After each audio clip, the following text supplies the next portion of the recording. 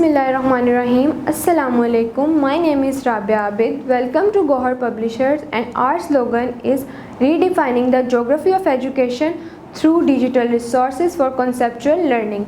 So dear students, in this video lecture we will discuss about the Gohar Skill Up series, subject Science Class 4 Unit 1, characteristics and life processes of living things.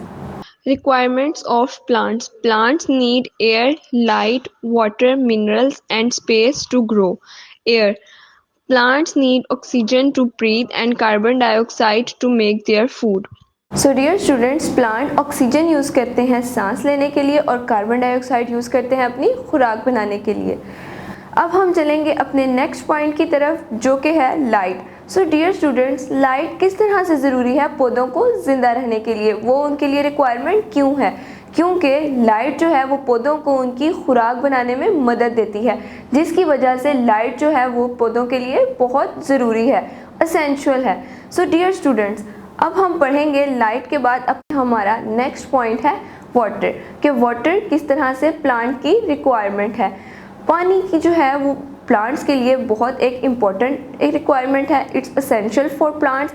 जिस तरह plants की roots फैलती जाती हैं, पानी absorb करती हैं, तो वो प्लांट्स के न्यूट्रिएंट्स को पूरा करती हैं। और प्लांट्स के न्यूट्रिएंट्स वो पानी से कैसे पूरी करती हैं? सो डियर स्टूडेंट्स, पानी के अंदर इस तरह के एलिमेंट्स होते हैं जो कि प्लांट्स को वो न्यूट्रिएंट्स देते हैं जिससे प्लांट बहुत अच्छे तरीके से ग्रो करते हैं।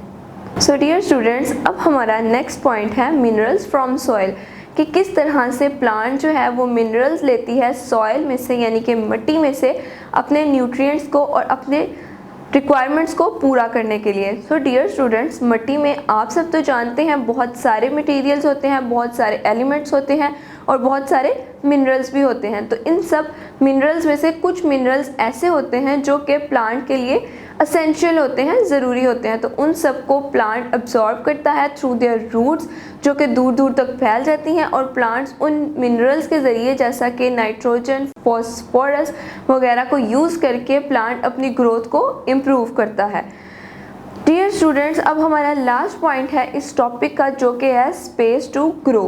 अब आप सब जानते हैं कि प्लांट्स जो हैं उन्हें स्पेस चाहिए होती है बड़ा होने के लिए। सबसे पहले तो वो सीड होते हैं जिसको हम एक पॉट में भी लगा सकते हैं, लेकिन जब वो बड़े ट्री बन जाते हैं तो हमें उसे उस पॉट में से निकाल के एक बड़ी जगह पर लगाना होता है ताकि वो अच्छे तरीके से ग्रो कर सकें।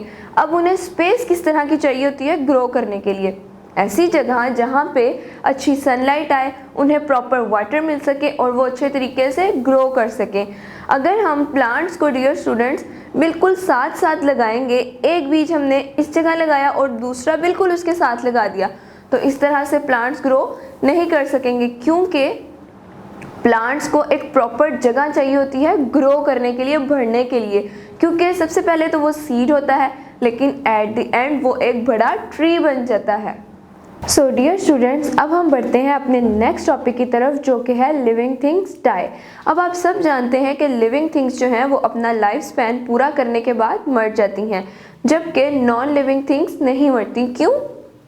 डियर स्टूडेंट्स, आपने बिल्कुल ठीक बताया, क्योंकि वो नॉन लिविंग थिंग्स होती हैं। जब वो जिंदा ही नहीं होती तो वो कैसे मर सकती हैं? शाबाश।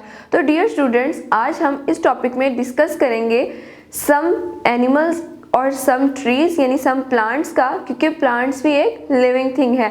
तो हम सम एनिमल्स और सम प्लांट्स का लाइफ स्पैन डिस्कस करेंगे कि उनका लाइफ स्पैन एक्चुअल में होता कितना है। सो डियर स्टूडेंट्स, जैसा कि आप इस पिक्चर में देख सकते हैं, यहाँ पर हमारे पास सबसे पहले एक हाउस फ्लाई का लाइफ स्पैन है, जो कि कितना है? 1 ईयर। शाबाश। नेक्स्ट हमारे पास किसका है? आ डॉग, और डॉग का लाइफ स्पैन होता है 13 ईयर्स, 13 साल। और एलिफेंट का लाइफ स्पैन होता है 35 years. Giant tortoise 150 years. So dear students, ये तो था एनिमल्स का लाइफ स्पैन। अब हम डिस्कस करेंगे प्लांट्स का लाइफ स्पैन। तो डियर स्टूडेंट्स, सबसे पहले हमारे पास आता है मैंगो ट्री। अब मैंगो ट्री की कितनी लाइफ स्पैन होती है, कितना वो सरवाइव कर सकता है? तो वो एक्चुअल में 100 ईयर्स, 100 साल तक वो अपनी ज़िंदगी जी सकता है। जबकि अगर हम नेक्स्ट पाइन ट्री की बात करें तो वो 300 साल तक ज़िंदा रह सकता है। सो डियर स्टूडेंट्स, अब हम डिस्कस करेंगे हमारे unit number 1 characteristics and life properties of living thing की समरी। सो डियर स्टूडेंट्स, अब हम ओवर रिव्यू करते हैं हमारे इस यूनिट का। इस यूनिट में हमने डिस्कस किया कि लिविंग थिंग्स का लाइफ स्पैन होता है और नॉन लिविंग थिंग्स का लाइफ स्पैन नहीं होता। लिविंग थिंग्स की लाइफ होती है और नॉन लिविंग थिंग्स की कोई लाइफ नहीं होती। नेक्स्ट हमने इस यूनिट में डिस्कस किया कि living things can grow reproduce, जबकि नॉन लिविंग थिंग्स ना तो ग्रो कर सकती हैं, ना ही वो रिप्रोड्यूस कर सकती हैं और ना ही वो सांस ले सकती हैं, ब्रीथ कर सकती हैं। नेक्स्ट हमने इस यूनिट में पढ़ा कि प्लांट्स जो हैं उनको ज़िंदा रहने के लिए किन किन चीज़ों की रिक्वायरमेंट्स होती हैं, प्लांट्स की ग्रोथ के लिए उन्हें क्या क्या चीज़ें चाहिए होती हैं। सबसे पहले they need soil, they need water and they need proper sunlight, जिससे वो अपनी खुराक पैदा करके ज़िंदा रह सकती हैं। हमने इस यूनिट में फोटोसिंथेसिस का भी प्रोसेस पढ़ा जो कि इससे बहुत ज़्यादा रिलेट करता है। नेक्स्ट हमने इस यूनिट में पढ़ा कि प्लांट अपना फूड किस तरह से बनाता है।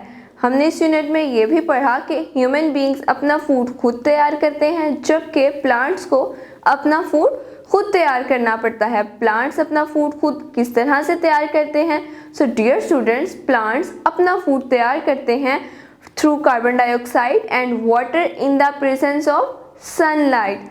नेक्स्ट हमने इस यूनिट में पढ़ा कि कुछ एनिमल्स जो हैं वो ईट करते हैं ग्रास, घास खाते हैं, और कुछ एनिमल्स इस तरह के होते हैं जो कि दूसरे एनिमल्स को ही ईट करते हैं, दे ईट मीट। सो उम्मीद है डियर स्टूडेंट्स कि आपको आज का वीडियो लेक्चर बहुत अच्छे से समझ आया होगा। इस वीडियो लेक्चर को आपने एक से ज़ायद मर्तबा देखना है ताकि आपको इस चैप्टर की अच्छे से समझ आ गई हो। आपसे मिलते हैं एक नेक्स्ट वीडियो में, तब तक अपना ख्याल रखिएगा। अल्लाह हाफिज़।